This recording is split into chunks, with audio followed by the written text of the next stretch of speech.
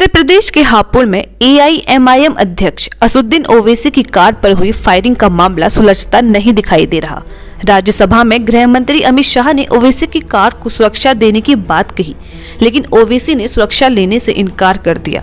सांसद असदुद्दीन ओवैसी पर हुए हमले को लेकर राज्यसभा में अमित शाह ने कहा कि उन्हें बुलेट प्रूफ कार और जेट कैटेगरी की सुरक्षा मुहैया कराई गई है, लेकिन उन्होंने इस सिक्योरिटी को लेने से इनकार कर दिया है। अमित शाह ने अपील की वे इस सुरक्षा को ले लें। देखिए वीडियो। केंद्रीय गृह मंत्रालय द्वारा तुरंत ही राज्य सरकार से रिपोर्ट प्राप्त की गई है। पहले भी कई मौकों पर केंद्रीय सुरक्षा एजेंसियों के खतरे के आकलन के आधार पर श्री ओवैसी को सुरक्षा प्रदान करने के लिए केंद्र सरकार ने निर्देश जारी किए हैं, लेकिन श्री ओवैसी द्वारा सुरक्षा लेने के लिए अनिच्छा के कारण दिल्ली पुलिस और तेलंगाना पुलिस उन्हें सुरक्षा देने का प्रयास सफल नहीं हो पाया। श्री ओवैसी के खतरे का पुनः मूल्यांकन कराया गया है और खतरे के आकलन के आधार पर उनका दिल्ली में बुलेट प्रूफ कार के साथ अखिल भारतीय स्तर पर केंद्रीय रिजर्व पुलिस बल की जेड श्रेणी की सुरक्षा प्रदान की गई है। मेरा वक्तव्य समाप्त हुआ, मगर हमारे पास जो मौखिक सूचनाएं श्री ओवैसी के द्वारा भेजी गई, उन्होंने अभी भी सुरक्षा लेने से इनकार किया है। मैं सदन के माध्यम से श्री ओवैसी को विनती करना चाहूंगा कि वो तत्काल सुरक्षा ले ले और हम सबकी चिंता का समाधान करें। धन्यवाद। ढाई मारो या कुछ करते कर लो, हमको पार्लियामेंट में हमने खड़े होकर परवरदिगार की जात पर तवक्कल करके हमने कहा कि हम जेड कैटेगरी नहीं लेंगे।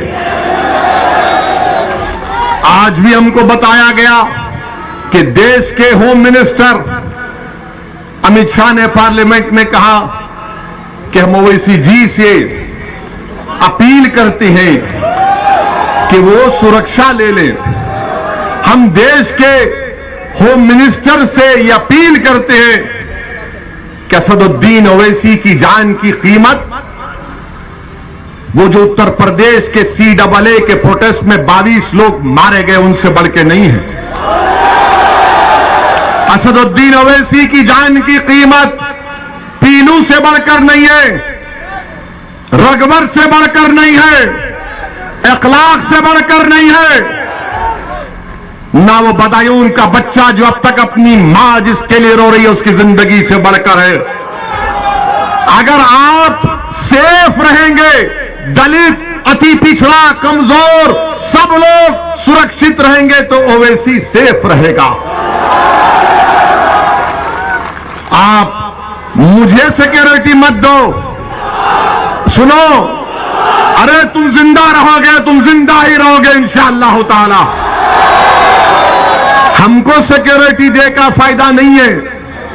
मैं जब MLA बना 1994 में 99 में चार मीनार की आवाम को लाखों सलाम, उन्होंने हमको विधायक बनाया। हम हर साल लिख कर देते हैं तेलंगाना की हुकूमत को कि हमको नहीं चाहिए। मैं पसंद नहीं करता कि लोग बंदूक लेकर मेरे साथ फिरे।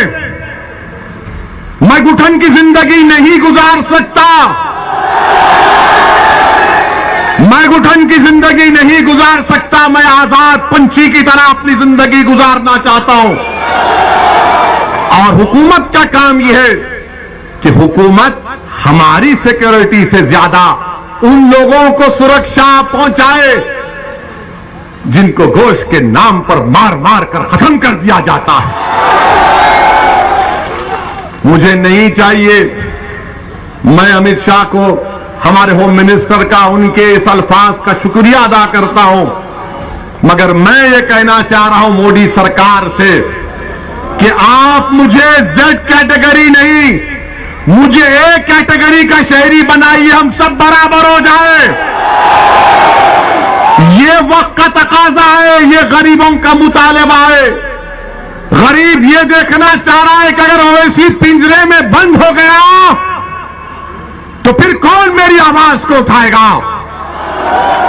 मजलूम ये देख रहा है कि ओवैसी किठौर और मीरठ के गली कूचों में गरीबों मजलूमों के दरमियान में चलकर उन नौजवानों से हाथ मिला रहा है, तो किठौर में किसी एक मां ने मुझे अपने करीब बुलाकर मेरे सर पर हाथ रखकर कहा कि बेटा तेरे अल्लाह तेरी हिफाजत करेगा। शायद उसी मां की दुआ मुझे इन गोलियों से बचा गई। मेरे अजीज दोस्तों और बुजुर्गों, मेरा पैगाम सिर्फ यही है, अपने हौसलों को बुलंद रखो, अपने हौसलों को बुलंद रखो। मौत तो आएगी एक दिन, सबको, हम सबको आएगी, मगर देखना यह है कि तुमने जिंदगी कैसे गुजारी। क्या तुमने दरी बिछाकर जिंदगी गुजारोगे? क्या तुम कैदी बनकर जिंदगी गुजारोगे? क्या तुम यही नारा लगाओगे कि भैया तुझ पे जवानी कुर्बान? मैं तो ये नहीं कह रहा हूं कि मुझ पर कुर्बान हो जाओ, बल्कि मैं ये कह रहा हूं कि ओवैसी उत्तर प्रदेश जनता पर अपने आप को कुर्बान करने के लिए आया। आप पर कुर्बान हो जाऊंगा, लड़ता रहूंगा, मगर इन गोलियों से हम नहीं डरेंगे। मौत तो आएगी। कौन सा भारत बना रहे हैं देख लो, वो भारत जिसको नेताजी सुभाष चंद्र बोस, वो भारत जिसको गांधी, नेहरू, मौलाना आजाद, जौहर बरदरान, वो भारत जिसको अल्लामा फजल खैराबादी ने बनाया, वो भारत